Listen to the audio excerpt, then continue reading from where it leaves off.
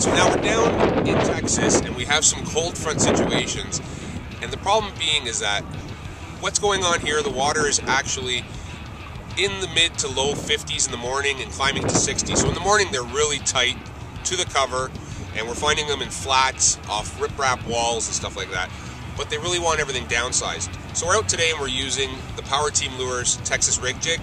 Now here's the 4.5 inch version, and here's a 3.5. So how we're doing this today is we're actually rigging the 3.5 on a football head. So we've got a fiber guard, we've got a 4/0 hook, and it's a, I'd say, pretty stiff wire, and we're rigging that TRJ 3.5 on it.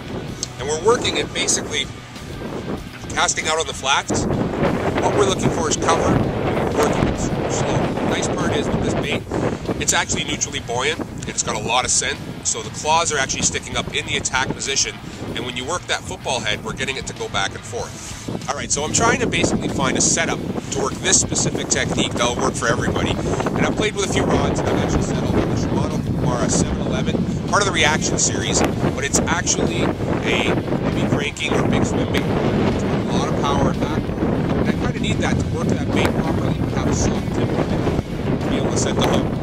For reel, I'm actually using a Chronarch D7, so a 7-to-1 gear ratio, and I played around with line. The water's fairly dirty. We've only got about 5-6 inches of visibility here, so I'm using a yellow power blow. I've got a 40, sometimes I'm putting on a 50-pound braid, but I'm going down to a fluorocarbon leader. So I've got a 17 to 20-pound fluoro leader I've been running on this, and there's the bait.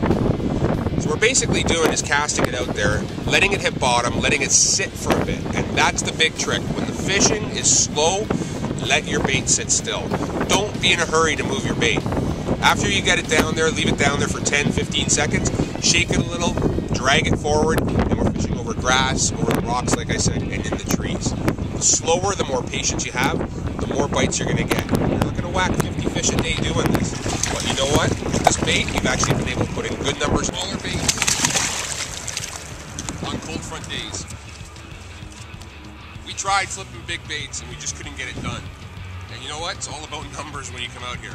Everybody wants to catch fish. That's a solid fish. That right there, that's the bait. Fish.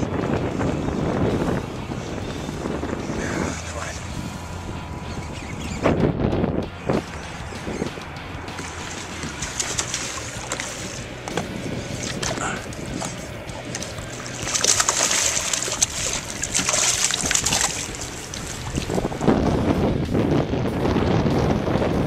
That's been fun.